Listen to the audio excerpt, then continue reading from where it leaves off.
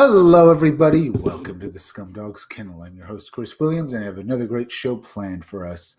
But while we wait for people to gather in the chat, let me go off and show off some artwork from your upcoming graphic novel, Scumdogs. Tonight, we're going to be looking at more 411 cases or other strange disappearances or just other strange things. So come along with me and we'll have some fun. But give me a moment here. Other strange disappearances. Let's get into this. Right. Let me go over here, go to share screen, and yeah, here is my Extreme 90s cover. This cover I did is one of 3 different variant covers you'll be able to back when my Indiegogo graphic my graphic novel Scumdogs, or should I say my Indiegogo Scumdogs graphic novel goes live.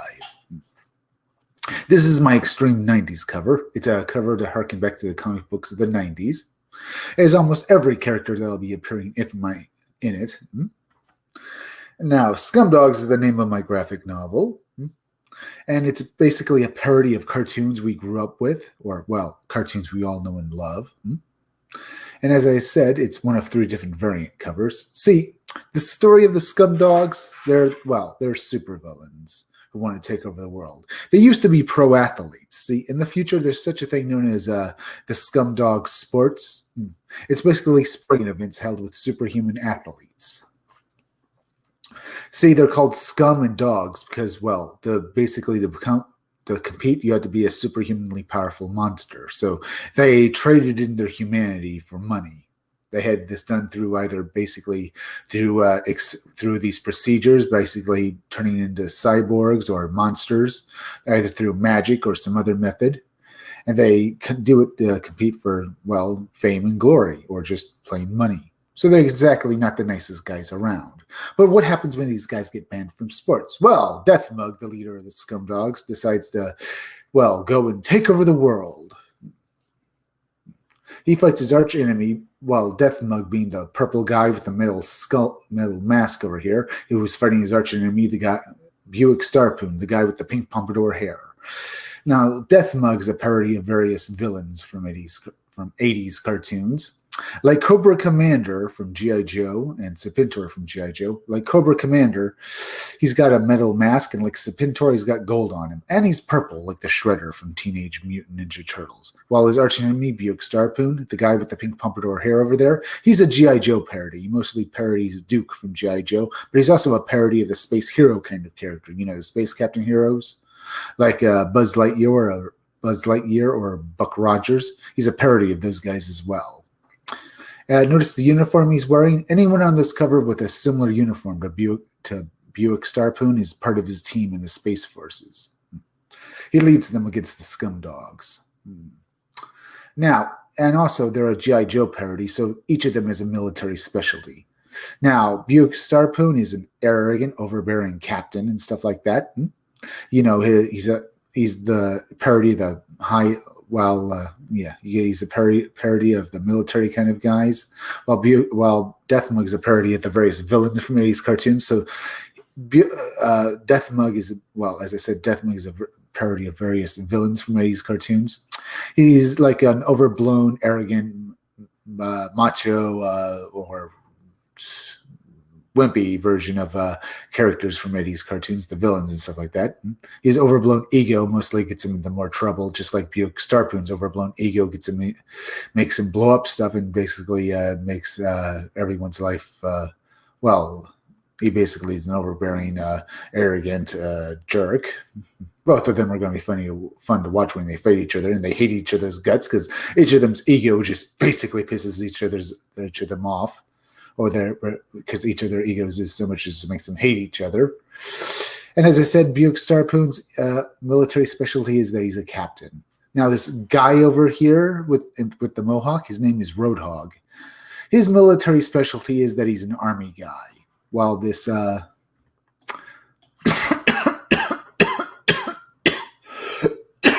this bald guy with a gun down here in the blue uniform, his name is Beach Pounder. His military specialty is that he's a Marine, while this guy back here in the red uniform firing his weapons off, the guy driving that heavy vehicle, he's a heavy vehicle specialist, a tanker. His name's Blast Tank, and as I said, he's a tanker. Get the idea? This is one of 3 different variant covers you'll be able to back from my graphic novel. Now here we look at Girl Friday. She's another member of the Wild Rangers. That's the name of Buick Starpoon's team in the Space Forces. Now, Girl Friday was assigned by her superiors in the Space Forces to basically be the second in command to Buick Starpoon, basically to rein him in and basically babysit him. Mainly because while the Wild Rangers fight the scum dogs and save the day, they just destroy everything in sight, doing it and stuff. They save the day by basically destroying the town they're in. So they cut down on the damage they're doing. Her superiors, Girl Friday's superiors, put her as a second command to Buick Starpoon's team, and she hates her job in the military now because she thinks her career in the military is over because she's now just a babysitter. So that's Girl Friday. Here are, well, let me just a moment. Here's Death Mug's henchman, because in all 80s cartoons, the main villain of the show would have total idiots serving him. And, well, these are Death Mugs. The blue guy with the top hat is Murdermouth. And the pink guy down here is Sloppy. They're a parody of every villain parody of every henchman from an 80s cartoon. They're totally inept and stupid, and they can't follow orders. They destroy everything they touch, and they're just a joy to watch. Well, and stuff. When you go and back my graphic novel Indiegogo, which will eventually be up on Indiegogo, but when it is out, you go and back Scumdogs. You'll love it. By the way, hit that like button for me, will you? As well as share this video on social media. Here is Hair Metal Doctor.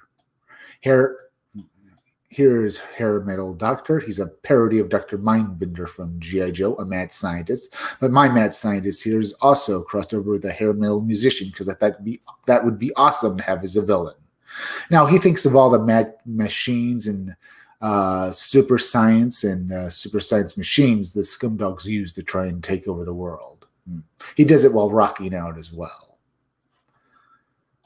Here is Miss Breasty Melons. Miss Breasty Melons is a parody of the Baroness, but unlike the Baroness, she's a party girl who just wants to have fun.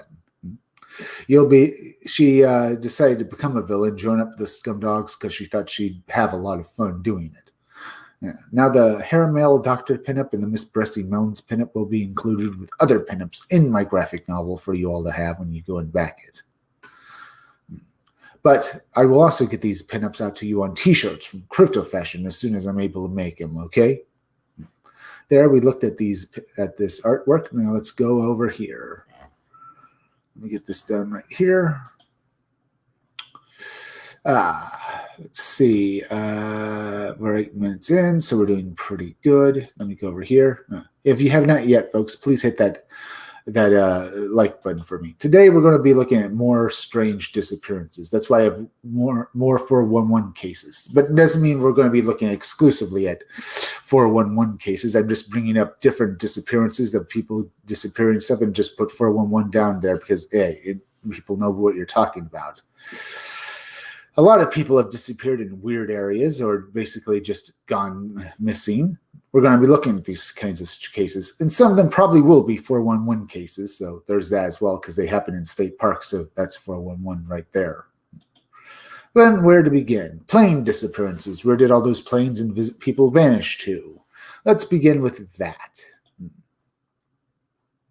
But first, maybe we should look at Indiegogo. Lum Black Fantasy Horror Comic Cincinnati in Cinematic Style. Well, over on Indiegogo anyway. There's some new Indiegogos up. It looks good. Look at that artwork. A girl whose pain comes to life, who wants to be a soldier, a story of art. The art is pretty good in this book. Oh, monsters. Oh, wow, look at the actual art in the pages here. That is good. These people are fighting monsters to basically try and eat them or basically something. The artwork in this book looks good. I'm enjoying what I'm seeing here. Let's see. Standard issue, $15. All right.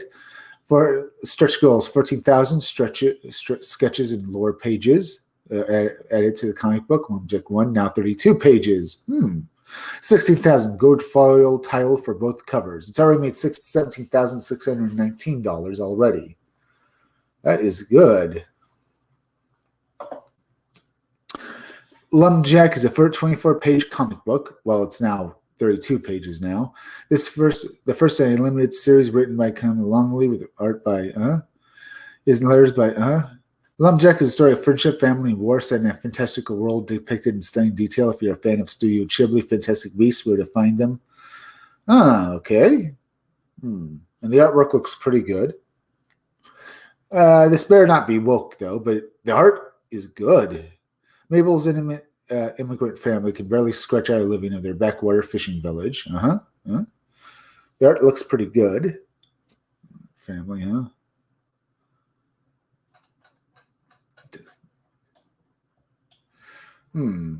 Lumberjack, comic in cinematic style. Yeah, it looks like a good book.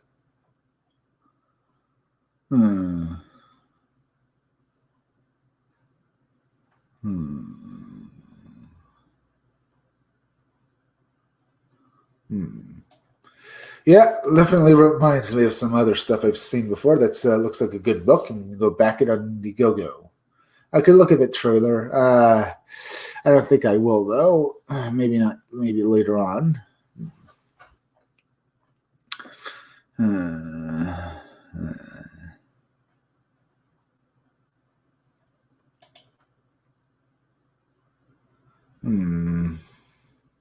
There's Gremlin as the Shnu. Not too bad. Not too bad. Looks pretty good. Let's go over here. Let's see, by the way, folks, we're going to be looking at strange disappearances then. I said 411 and other strange cases, but yeah, we're going to be looking at these kinds of stories, disappearances, weird things going on, and having some fun. And most definitely, we're probably going to be going over some 411 cases. But let's go look at this. Plane disappearances. Where did all those planes vanish to? Well, most of us are aware of the mystery of Flight MH70. Flight of 370, and the rather unnerving fact that its whereabouts still unknown. As unprecedented as that particular episode may come to some, the fact is that flying craft simply vanish from our skies, relatively speaking, at an alarming rate. There are various theories as to what may be happening in the genetic atmosphere of our planet's skies, some of which we will look at a little more depth later, ranging from incidents with UFOs to secret portals scooping the aircraft as its occupants to another dimension and who knows where. Before we look at some of those incidents in more detail, check out the short video below. Maybe, where I don't want to get flagged for if I looked at it. We'll just go this. 5 missing planes, Flight 19. Perhaps one of the strangest incidents of planes simply vanishing into thin air would be the Flight of 19, and maybe the fact that Avenger aircraft disappeared from the area known as the Bermuda Triangle. I think we covered this before, but hell, we might well look at this story right now. An area known for an inexplicable phenomenon in disappearances leads people to consider such outlandish notions when other similar events occur. December 5th, 1945, 5 Avenger torpedo bombers embarked on their mission, Flight 19, which was nothing more than a standard patrol and return flight. Shortly after takeoff, however, each of the planes would begin to suffer problems with their navigation equipment, so much so and so disorienting was the experience they were soon low on fuel due to the constant adjustments. Records from the transmission showed that there was a decision to abandon their planes when the fuel ran out. The whereabouts of both the planes or any of the 14 pilots is still a mystery. It is further twisted the macabre affair, which was a rescue plane ventured out to locate any signs of the missing squadron. It too vanished along with the entire 13-strong crew. The Star Tiger and Star Ariel disappearances over Bermuda. Now, I think we did talk about how this plane crew disappeared over the Bermuda Triangle before, how all these guys disappeared, the 5 planes and stuff like that. I'm pretty sure we have talked about it before. We just went over it real quick there. Let's look at some more disappearances. As I said, we're probably also going to talk about we're probably also going to cover some Bermuda Triangle disappearances as well, because we're talking about disappearing people, planes and stuff like that, strange disappearances. I'm going to get into how some people have disappeared individually and stuff like that over the years. We'll go over those cases as well.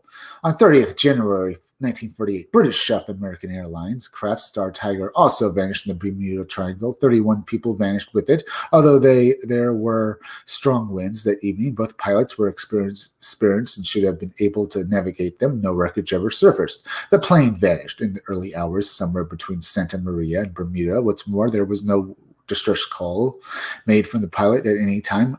Almost exactly a year later, on 17th January 1949, Star Ariel, also aircraft along with 20 people, disappeared while flying in the Bermuda Triangle. As before, no wreckage or debris or the craft has ever come to light.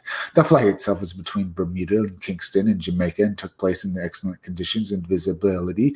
Whether or of consequence or not, the planes was flying at a particularly high altitude. After the last contact, at least after 9:40 a.m., the plane simply disappeared. There was no indication of distress from the plane at any stage. Might the time of year have played a part in each of the plane's disappearances? Although this is pure speculation on our part, might conditions, atmospheric or otherwise, be responsible for whatever did cause the plane, or for all intents and purposes, simply vanish off the face of the earth? For example, less than 5 years earlier, in December of 1945, the same relative window was the case of Flight 19. The Stardust disappearance. Yeah. Same area, same thing that happened. Another plane disappeared, more people disappearing, all in this particularly weird area. As you know, people have talked about before about there being something like people disappearing through portals in the air that causes them to go to other dimensions or through time. Or there's something in the Bermuda Triangle, like the lost city of Atlantis, that basically causes things to disappear. Maybe it does. Although seemingly know what happened now over half a century later. The case of the British South American Airways plane Stardust is very much worth including here, not least as it might offer clues to other planes that disappeared without a trace and remain missing. 2nd August. On the 2nd of August, the plane in question left Buenos Aires, destined for Santiago, Chile. However, shortly after takeoff, somewhere over the Andes Mountains range, it disappeared. The last communication with the plane came in Morse code, concerned the arrival time, and stated ETA San Diego, 15 hours. All right. The last word confused all who investigated the case, and still does. It would lead to many over the years and claimed that the aircraft had encountered a UFO and had possibly been abducted. There were also other claims of possible intentional sabotage. However, no proof of evidence for these ever surfaced. A coordinated search of the area took place, but no records of bodies were ever recorded. In 2000, however, 53 years after the disappearance, claimers in the region happened upon several significant pieces of wreckage, as well as 3 of the ice-preserved bodies of the missing Stardust fleet. This would lead investigators to suggest that the plane had crashed in bad weather incidentally also into the mountain. This likely created an avalanche that buried the wreckage and those on board until the chance discovery over 50 years later. The whereabouts of the remaining crew members, however, are still unknown. Below, intriguing case. Still unknown. Vang Flight 960. Vang Flight, huh? Although there is no real suggestions of conspiracy surrounding it, the cargo of the doomed Vang Flight 967 is perhaps of particular interest, given it was carrying over 50 paintings worth $1 million by the artist Manabi artist who works over returning to Brazil following the exhibition in Tokyo. The plane had left Narita International Airport 1979. It was destined for Rio D, with a planned stop in Los Angeles. Radio contact with the plane was lost barely 30 minutes into the journey. Not only were the plane nor any of the 6 cargo crew members, nor any of ever seen again, there were similarly no clues whatsoever as to what might have happened. The only detail that investigators did discover was this depressurization of the cabin had taken place, which likely killed the crew. Perhaps the plane crashed into the icy waters of the Pacific shortly after takeoff. While it is possible that the search missions could have missed them, it surely is not very likely. Should we return to the notion that the disappearance was the result of a targeted hijacking due to the valuable cargo on board? Each of those 53 paintings is officially still missing, and they certainly couldn't be sold openly. It is possible that they might trade hands on the black or closed markets. Such networks do exist. Exactly these purposes truly intriguing encounter and one that will likely remain unsolved. The Douglas plane's disappearance. All right. Early 50s, several Douglas early 50s planes simply disappeared without a trace over the United States and Canada. Indeed, as well as come back to a little later, it could very well prove to be the case that the locations where the planes disappeared are as important as the planes themselves. Each of the following accounts features that these unfortunate Douglas aircraft seemingly disappeared over spots that are now known, at least through the mysterious unsolved accounts for such activity, whether it be Bermuda Triangle region of the coast of Miami, the seemingly bizarre activity that takes place under Lake Michigan, to the many strange disappearances of people and planes in Alaska. Given what we know, these locations, perhaps we should not be surprised that such aircraft seemingly vanished off the face of the planet. We will start with one of the most intriguing that occurred in late... one that could be the most earliest in modern times disappearance in the Bermuda Triangle. The airplane disappearance, 1948. The disappearance of Douglas airliner in the early hours of 28th of December is one that not only remains a complete mystery over the 7 decades later, but there is seemingly no obvious or likely reason for the apparent disaster. The flight was due to arrive in Miami, Florida, after travel from San Juan, Puerto Rico, with a total of 32 killed on board, including the crew. Before the flight had left San Juan, though, there were perhaps indications of trouble after having arrived from Miami on the 27th of December. It was noted that the aircraft batteries were discharged. However, charging them would delay the return flight, something the captain, Robert Linguist, refused to do. It was inside in his authority that the batteries were charged using the aircraft itself. Let me go down here. I want to see how much more we have of this book thing, because I want to cover more than aircraft disappearances.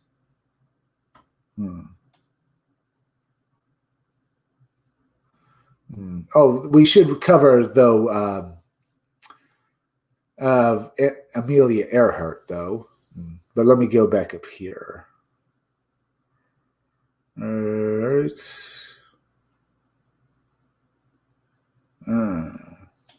Despite having to remain circling the airport for several minutes in order to get enough charge to open two-way communication to the control tower, the plane eventually set out on its planned journey. The plane appeared to make it around 700 miles from Miami, given the last communication air traffic control center.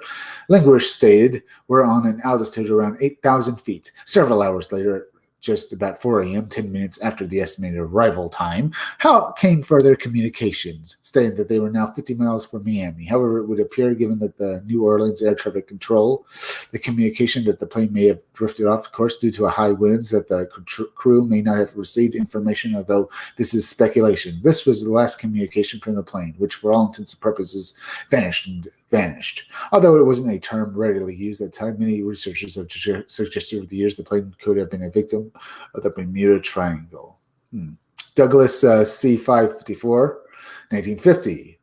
The first Douglas C-454D Skymaster military plane vanished into thin air while traveling from Alaska to Montana, 1950. There were 44 people on the plane, some of which were civilian passengers, none of whom had been found. Interesting or not, the flight itself had been delayed for several hours due to the problem with one of the engines. However, following an apparent repair, the plane left Anchorage into the Alaskan sky.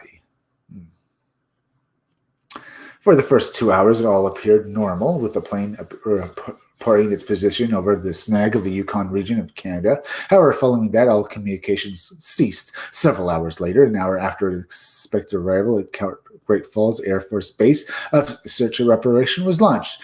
Named Operation Mike, the operation was one of the largest ever taken at the time and involved over 80 American and Canadian military aircraft, 7,000 people searching on the ground. Total in an area measuring around 350,000 square miles was covered. The search would continue for a little over 3 weeks before it was finally halted. Not one piece of wreckage or any sign of those on board was discovered.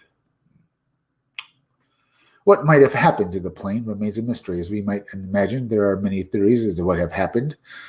That those on board might have been victim of a mass alien abduction event, whether or of interest to this theory or not, a control tower and another aircraft would report several days later that they heard strange radio signals on the day of the disappearance, but were unable to locate their origin. Perhaps the most likely explanation, or still lacking in fleshed out detail, is that the pilots of the plane, for whatever reason, were forced to land on the ice over waters of the Yukon region, assuming the ice held, that they likely perished due to the elements before then sinking to the bottom of the waters once the ice melted several months later. The Northwest Orient Light. Is this one like this or what? We know that these planes disappeared over strange areas, so there's that. So, should I go to the Amelia Earhart disappearance story? Well, I can cover her a little later. Let me go over here. Let this load. Mysterious suicide, strange disappearance, and the bizarre story. It was Cult City. Let's go look at this.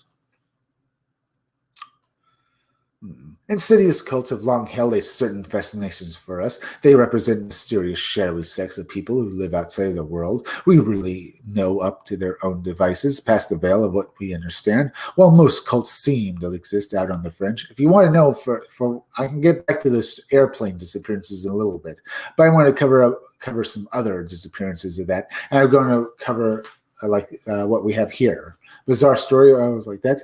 So let's cover this with this disappearances in this story right here, and learn a little more about what's going on in the world. But first, have you guys hit that like button for me? Dr. Coffin Nails. Hey, Chris. Bianca Fights the Zombies. Aloha, dudes. Now I love to see both of you, Dr. Coffin Nails and Bianca Fights the Zombies. Thank you for checking in the Scumdogs Kennel. Be sure to hit that like button for me, will ya? Let's see if you guys have. If you have not yet, please do so. Looks pretty good. If you have not done so, please do so. We're looking at, I basically covered 411 before, but hell, I'm going to be looking at 411 cases and strange cases tonight, and those all involve disappearances. But maybe we'll go off and look at other strange cases as well, and maybe they all tie together. Maybe I should have given this a bit better name, but hey, most likely I am going to cover a few cases that are 4111 after all. So let's go over here. Let's look at this.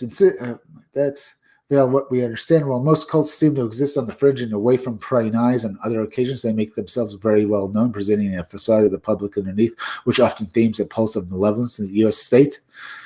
There is one place where such an organization is said to exist, a whole town. In fact, orbiting them are strange tales of strange practices, unexplained suicide, and disappearances.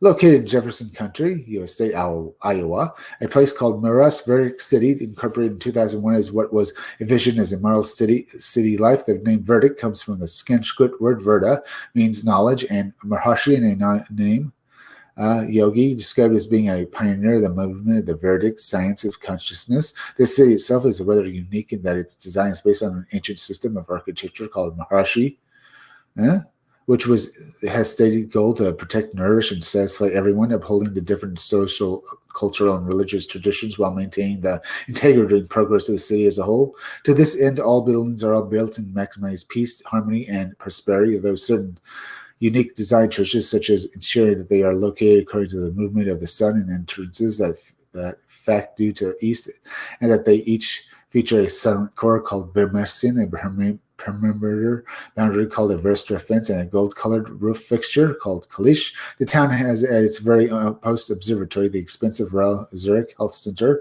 160-acre organic farm, wind turbines, 2 mystic domes in the center of the city to serve as a venue for group practice of the transcendental meditation. It has also been deemed to be America's weirdest and most unusual town. All right. Let's get into this. The whole thing is a brainchild of the Maharishi Transcendent Meditation movement started by Maharishi, which was espouses a humble life devoted to intense meditation and reflection. Is a fairly open major movement with 15,000 certified teachers, 2,000 TM centers, U.S. alone, embraced by numerous celebrities, past and present, including the Beatles, Jim Carrey. Oh, great, Jim Carrey. And owning vast amounts of real estate and possessing branches and schools all over the world, with one of those located right next to Mahurshi Verdict City. The Mahurshi University of Management spans over 270 acres, consists of over 160 buildings, including the Mahurshi School of the Age of Enlightenment, Mahurshi Peace Palace, a huge recreation center, and numerous barracks and meditation facilities, all built to stringent design specifications of their movement. The facility hosts thousands of students who begin their training in India and then make their way to Iowa to complete a grueling 3-year course in which they study and spend 8 hours a day in transcendental meditation. Okay, it's a slightly Spartan existence. Very, very strange. Very odd. And it does sound like what we're going to be reading, though, further on is going to be very strange as well. I mean, it sounds peaceful and nice, but disappearances, all this weird stuff. Not to mention, it does sound weird. All right. Let's get into this 3-year course, which started like that. It is necessarily with the students stuffed into barrack-style housing and fenced in and not allowed to leave without permission. Yeah, it does sound like a freaking cult. Allowed no access to the internet or cell phones, and their movements strictly monitored and regulated at all times. Some of the teachers and pursuits of the campus are decidedly odd. One of these is what referred to as yogic flying. Are they trying to get rid of logic or something? Which the ultimate goal is to achieve levitation and flight through the power of will and meditation alone. It all seems pretty wild, and if you're thinking about how that sounds like the front for a sinister cult, you might not be wrong. Over the years, a good amount of rather ominous stories and rumors have sprung up around Mahurshi Verdict City and its campus. There has been much talk with the Mahurshi Chissin meditation movement is a brainwashing Siddhist cult. This has been its seeds back in the 70s when in 1970 Mahurshi gave a rambling apocalyptic rant on Massachusetts. Part of it was simply a world peace assembly. Mahurshi claimed that the goddess mother divine had deemed the earth to be doomed by crime, war, and environmental pollution. And it was that she was planning to exterminate all human life in an orgy of doomsday annihilation. Mahurshi then claimed that he had bargained with the angry. Bargained with her. Oh, crap. This is bad. Definitely sounds like cult right there. And her conditions for sparing the entire world population that all move to Fairfield, Iowa, and meditate together to start off the apocalypse. Okay, wow, everybody in Iowa, huh? Everybody. That is wow. He didn't get everyone in the world, but 1,000 people heard the message, packed their bags, and moved to Iowa, where they were indoctrinated to think that if they did not follow these rules, spend most of their waking lives meditating, carry out their mission into the world would be on their shoulders. This was the kernel upon which Mahurshi Verdict City would form. One ex-member and author, Sen Premsky, would say all of this. Cult gradually took over our lives, and as we squandered our fortunes, various increasingly expensive TM courses and 2 gigantic geodisc domes slathered in gold paint were built on the MIU campus, one for men and another for women, where we practice group meditation twice daily. Every telephone broadcast from Mahurshi terrorized us into believing that if we didn't adhere to his program, we would be responsible for nuclear holocaust or the end of the world. His manipulative fear and intimidation tactics proved extremely, good at doing this. Well, motivators and stuff, apparently. There were numerous other stories like this that began to surface, and only gets grimmer from there. The connection isn't certain. The number of suicides in Fairfield began to spike considerably in the years after the presence of Mahurshi, far surpassing the national average between 2008 and years after. There were 20 suicides in the small town of only around 10,000, and there were murmurs that this had its roots in the Mahurshi culture of shame, which strongly discouraged those who have mental issues from seeking out the help. Yeah, great. Don't seek out help if you have problems, huh? That works so well, and that makes people want to do something. From seeking out help they needed, writer Donnie Shale Cleveland would say of this disturbing trend: many people in pursuit of Mahariji's vision of peace, bliss, and enlightenment have felt shame when dealing with mental and psychological, physical problems, and a tight-knit community that offers a sense of purpose.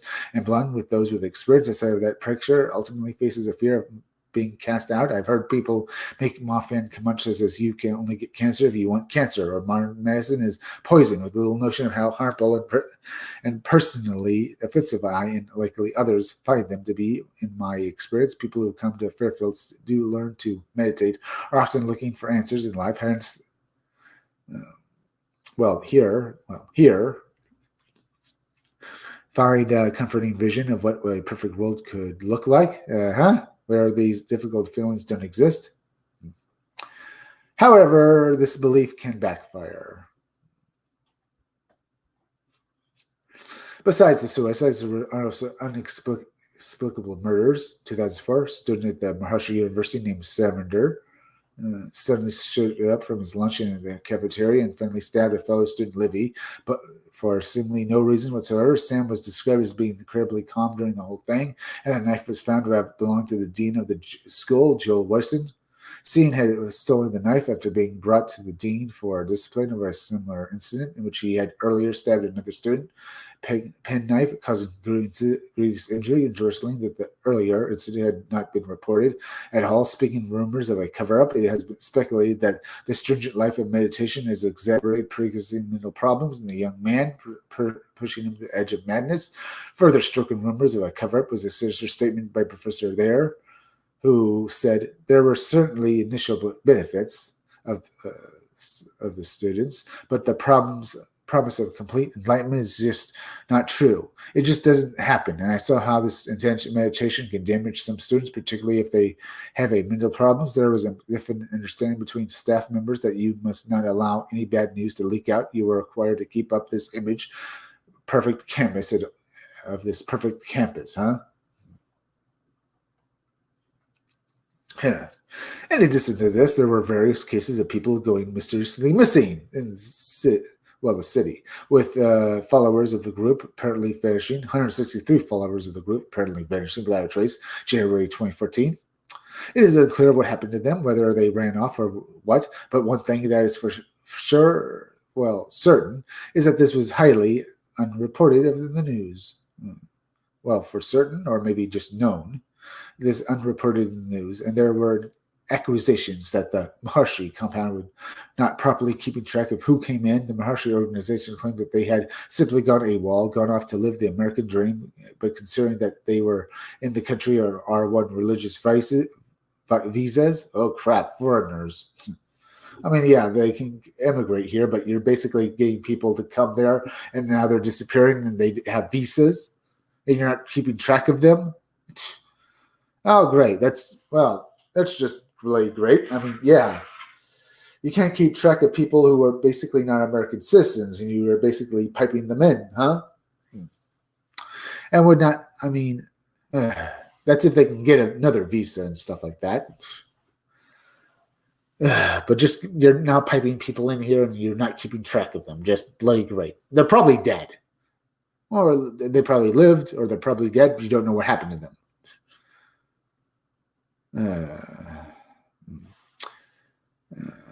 And would not be allowed to work or stay in any other capacity does not seem likely. Our news source would clarify even further, saying, to sources in the Indian consulate, in a situation where Indian passport holder is considered or presumed gone missing and his passport is left behind, it has been returned or immediately to the nearest Indian mission, which has to also be informed about the circumstances in which the Indian citizen went missing. Chicago consultant, however, says has never returned or deposited any passport, and neither has it shared any missing person information. According to the Sheriff's Department, Police Department of Fairfield, Iowa, no missing person report has ever been filed. What is going on here with this place? What happened to these missing people? Were they sold into human trafficking? Who knows, folks? There we go, back talking about all this stuff. What happened to these missing people? What happened to them is right. Here we have a story of people disappearing and no one's being held. No one knows what happened. Oh, very, very. But I mean, what can I say about this? This is clearly people not doing their jobs here. Now,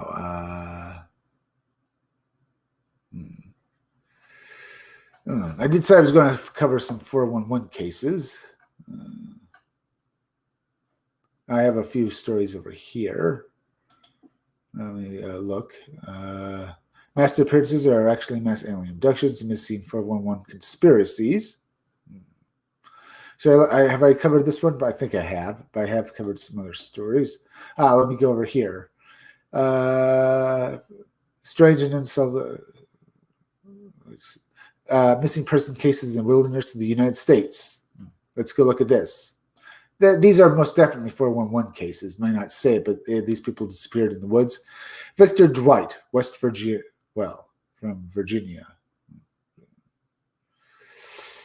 1994-year-old Victor Dwight visited his grandfather with some cousins in West Virginia, and while they were playing in the woods, Victor returned to his grandpa's trailer to get some food. However, he would never reach the trailer, and a large search party of almost 350 people was organized to look for the boy. The search lasted 5 days, and after Victor was found, it continued for 5 more. Well, Victor wasn't found for five more months. During the initial search, dogs couldn't find his scent, and no evidence the boy was found. People reported seeing a black truck close to his grandfather's home. The young cousins Victor was with claimed that they didn't see anything suspicious. However, his parents think that the cousins didn't reveal some important detail and are not speaking with them anymore. After more than 20 years, Victor was never found, and his parents have kept his childhood room unchanged, hoping that he will return home one day. David Blake. David Blake. Well, David used to hike quite often. Battlefield, Georgia, but in the March of 2018, he went on a hike and was never seen again. Before Blake went missing, he sent home a few messages from his phone, but he never went to work. And the following day, so his family informed the authorities.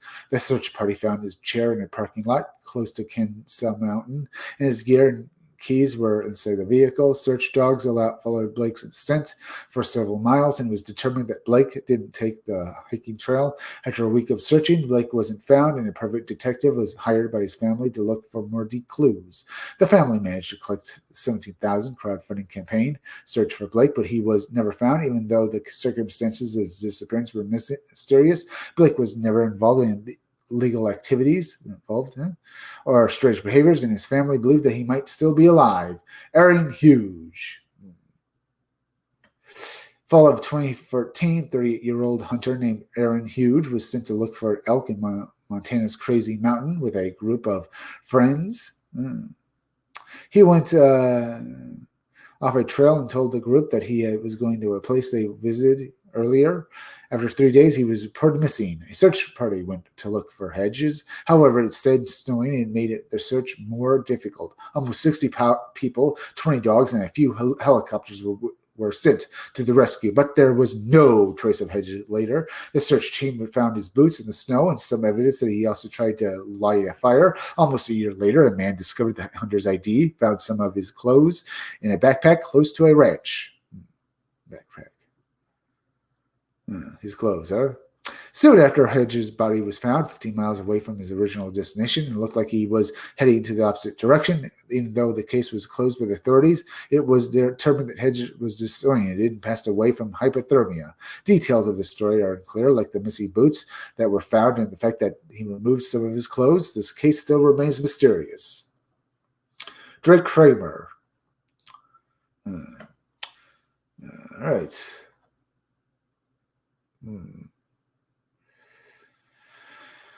Beginning, 21-year-old Drake Kramer spontaneously left his home and went to drive it around the Grand Canyon. Kramer was experienced in hiking, and he often took the same route in Grand Canyon, spent the night in a lodge, traveled south. However, the next day, his family received some strange text messages from him. Kramer wrote to his dad and claimed that he had to be back with Mother Earth and set his soul free.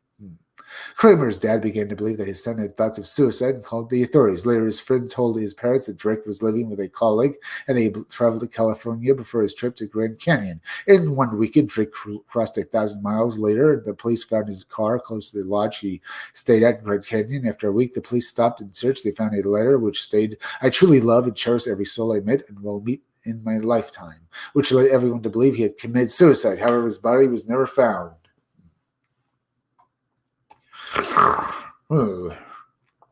Interesting, huh? The Bradbury family took their 3 children, or rather, I should say, Laura Bradley, California. Laura Bradley. Their their children on the annual trip to Joshua Tree to the. While they were camping, one of their kids, Laura, went missing. Laura was 3 years old, and even though a lot of park rangers and sheriffs, a search party, her case was never solved. After 3 days of searching, the authorities started to believe that a kidnapping had occurred. Search dogs managed to follow her scent to a small road, but nothing was found. Some reports revealed that there was a blue van in the area and a suspicious driver. 86. Some fragments of a small skull were found in a campsite and analyzed revealed that they belonged to Laura. It's quite possible that somebody returned fragments to the area after 2 years, since they weren't found during the original search. What's even stranger is that 3 people went to the police, reveals details about Laura's kidnappers. However, the 3 people were also kidnapped and murdered just a few months later. Oh boy, crap. Mike, Laura's father, noticed that the circumstances around Laura's kidnapping were suspicious, believed that the police was involved in silencing the case. There's more than 3 decades. The case remains unsolved. Yep, this is all very strange. Very, very strange, and very, very bad. I'm not happy to. I can't really say anything that seeing these cases make me very suspicious of people. And by the way, folks, enjoying yourselves? If you have, just hit that like button for me. It really helps me fight the algorithm. Yeah, we covered some cases right here. All very, very weird.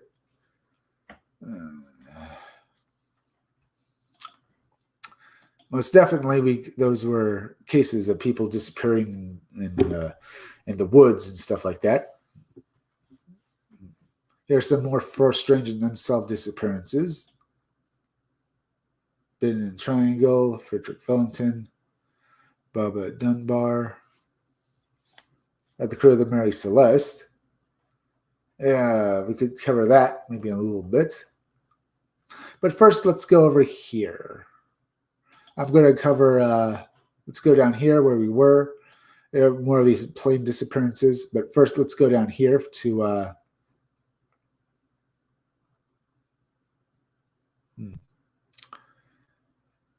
right. The truly mysterious disappearance of Amelia Earhart. This is good. This is something we should cover. Would it perhaps be amiss to not mention the disappearance of the most famous pilots in history, Amelia Earhart? Most famous pilot in history? Not only do we not know exactly what happened to the most famous female pilot of our generation, possibly ever, but there are also a wealth of conspiracies and claims that fill the void of information, many of which are perfectly plausible, some of which are a little unlikely. Perhaps we should also first give a little bit of background to this female aviator. Say she was an inspiration for female pilots would be a huge understatement.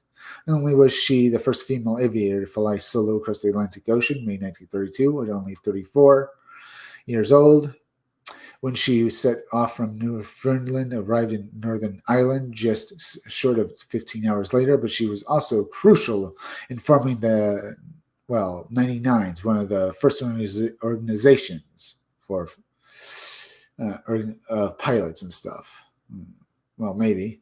What's more, she would write several best-selling books about aviation and her experience in the air, but put her considerable influence behind the steadily growing equal rights movement, blah, blah, blah, blah, blah, blah. It is perhaps also worth examining her activities during the Spanish flu in 1918, during which she would spend considerable time working as a nurse to assist the increasing number of sick from this disease.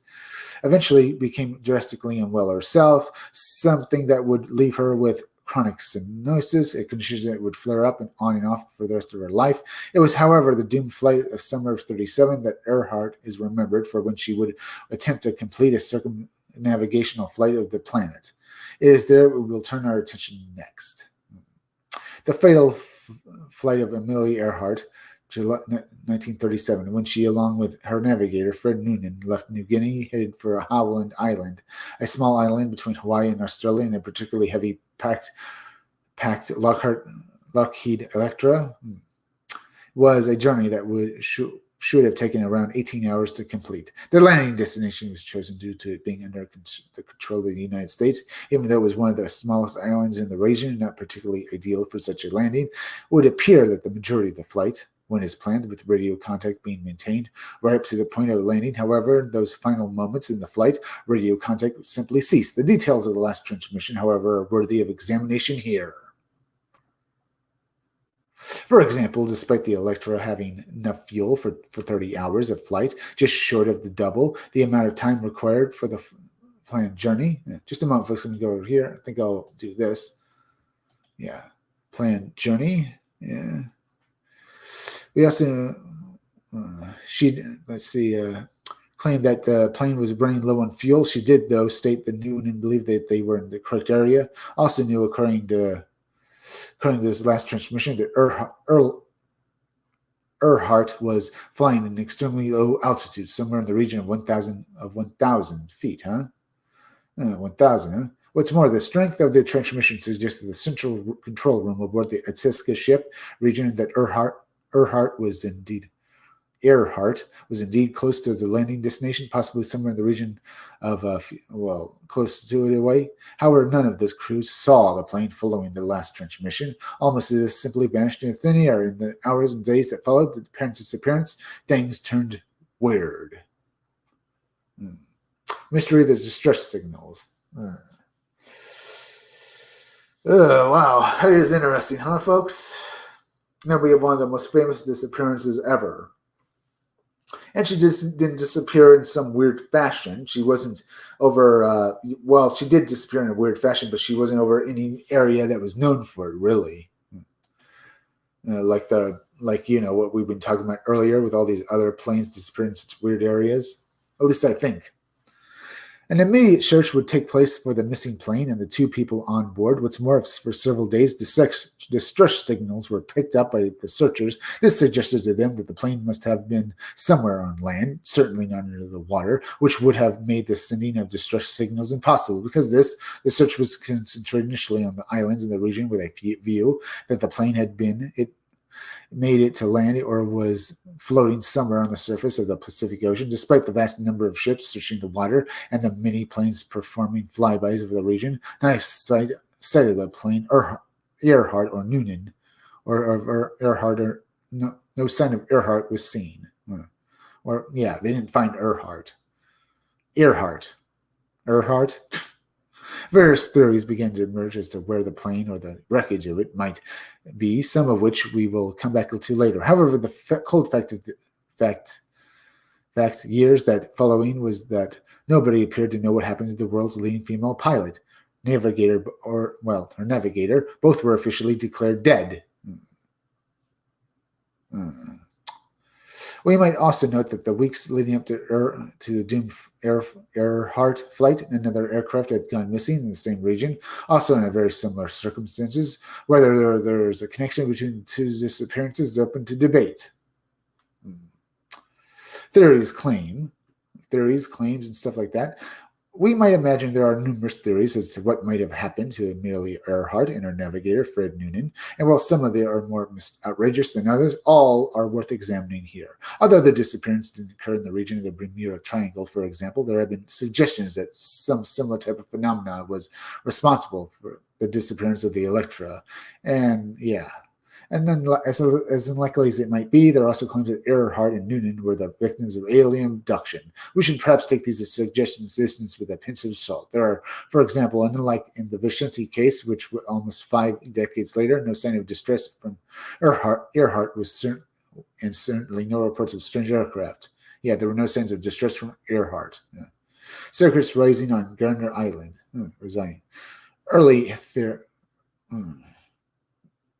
theory was that Earhart and Noonan, Earhart, might have landed on a plane on a reef near Gardner Island, especially when the tide was low. However, was noted that had this been the case during high tide, the plane and pilots would have been almost impossible to see.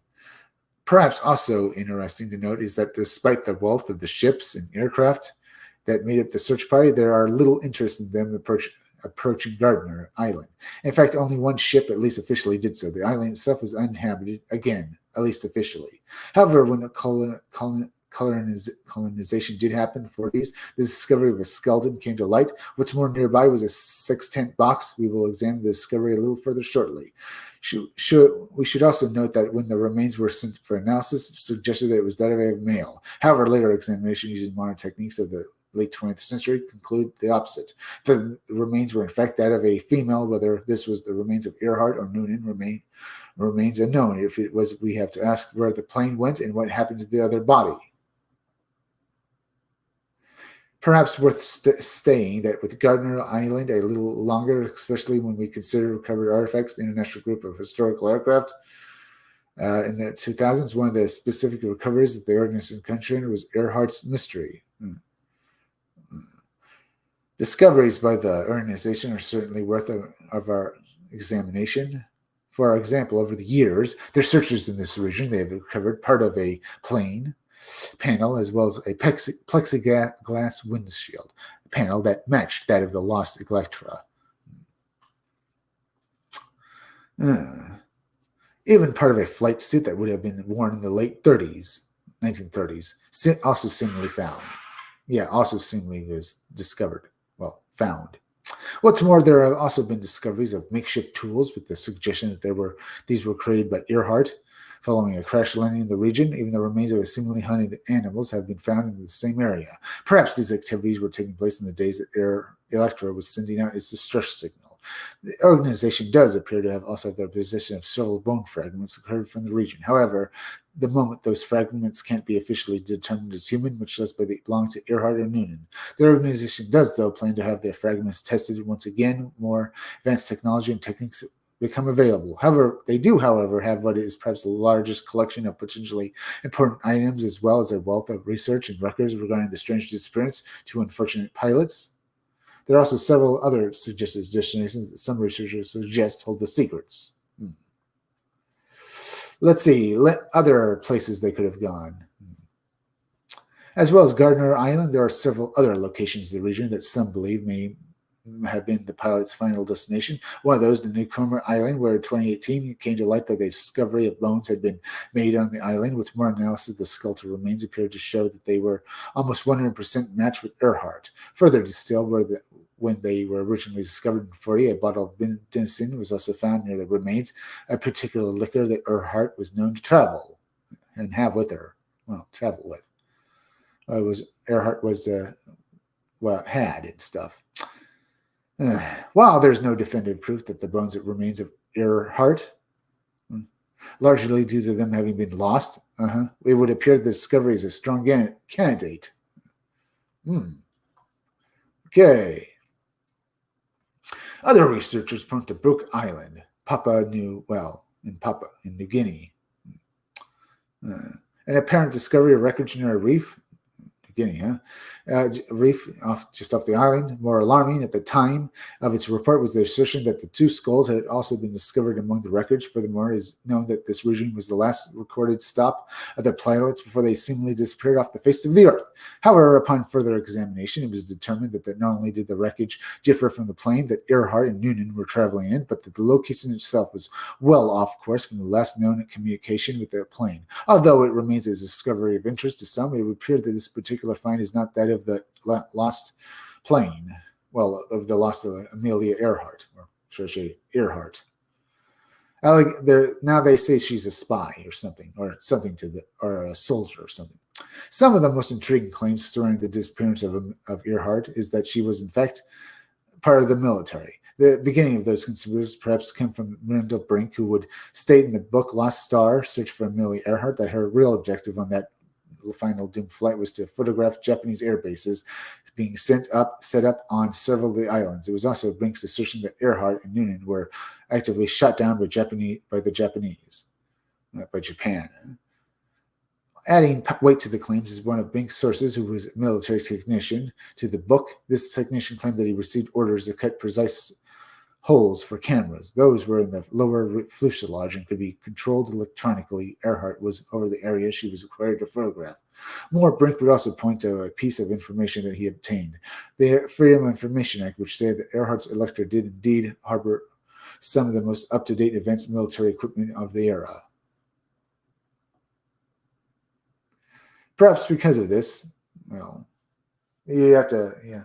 Other theories soon emerged that her disappearance was very much organized, part of an effort to change her identity due to security issues. The rumors began to gain ground in far back in the 40s with the claims that after performing her duties as a spy for the United States, she was relocated to a secret location in America.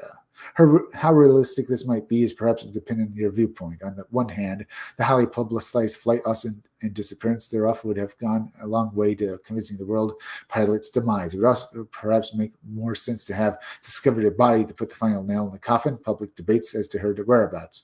More, the millions of dollars spent in search for Earhart, while again perhaps contributing to the authenticity of the event, could be seen as a colossal waste of funds for someone who the government, if we accepted theories, knew was alive, but would also have to spend further money to secretly relocate. Rumors and claims of her being a spy, possibly going on to live a secret life because of such work, certainly lend the mysterious disappearance another layer of intrigue. We shall turn our attention to next. There are several other claims that rumors of possible locations where Earhart might have gone to live out the rest of her life. Began life in secret. Should I read more of this, folks? Basically, we're coming to the end of this live stream very soon. But we basically going on more theories about where she would have gone. We just know that she basically disappeared. There's a good chance she was shot down by the Japanese, or America made her disappear so that she could live safely in some area. I mean, how much more of this do we have left of this? She detained with the Japanese. Mystery that likely remains a mystery. So what happened? There are possibilities, but nice. This guy's quick check. I could finish this off. She began life in secrets, I suppose.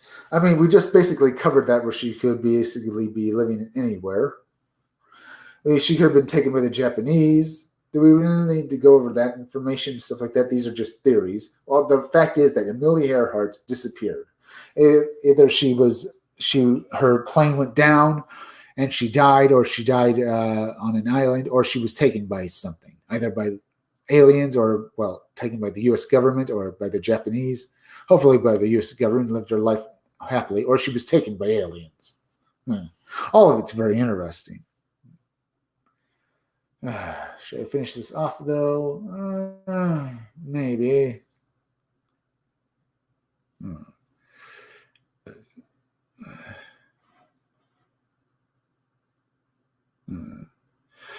Does sound interesting. Anyway, I think I'll end this live stream now. We could go over more about this information in another video, sometime, but it all sounds very interesting. Unless you guys want to basically leave me a few chats if you guys want to look at it. Not. Yeah, but it was very fun. So what do you think happened to Earhart? What happened to those people, all those kids and people who have disappeared in national forests, part of 411 and all that stuff? What happens to people when they disappear? Where do they go? Sometimes people are found again when they disappear for one reason or another, but why do these people disappear? What strange things happen to them to make them disappear? Is it through their own will, or were they taken by someone or something, like aliens? All of this is very fun. All of this is very... Okay, no, I mean not all of it. The 411 cases are very sad to read. And those definitely, we did cover those with those people who disappear in forests and stuff. Too much like what we've covered before. Very sad. But what happened with Amelia Earhart? Was she taken similarly? Don't know. But it is interesting to read. All right. All right, folks. I'm going to thank you all for joining me today. We had some fun. Please go and subscribe to my YouTube channel. Read comics, they're bad for you, okay? The title is misspelled. It's THERE, so it's easier to find. Make sure you're still subscribed. Hit that like button for me so more people can see my content. It helps me bring my graphic novel out to you all the faster. As well as hit that bell, as well as hit that thing where it gives you all notifications for future videos. Also, leave some comments down below. I love to hear from you guys, as well as please share this video on social media. Share it anywhere. Also, please go over and subscribe to Well, Stitch Together Picks. Stitch Together Picks is a YouTube channel that deserves far more subscribers. You're going to love his reviews of movies. They are great. As well as go over and subscribe to Creepy Little Book. Creepy Little Book is like the Art Bell radio show. He does live streams every night. He live streams, well, he also releases small videos talking about high strangeness, but he also does live streams every night. He live streams on weekdays at 12:30 a.m. and on weekends at 11 o'clock p.m. He talks about aliens and ghosts, and you'll have a fun time. Remember, folks, I'll be back again tomorrow around 5 o'clock or 6 o'clock or 8 or 10 for another live stream, so be sure to come back again then. I'm Chris Williams from the Scumdogs Kennel.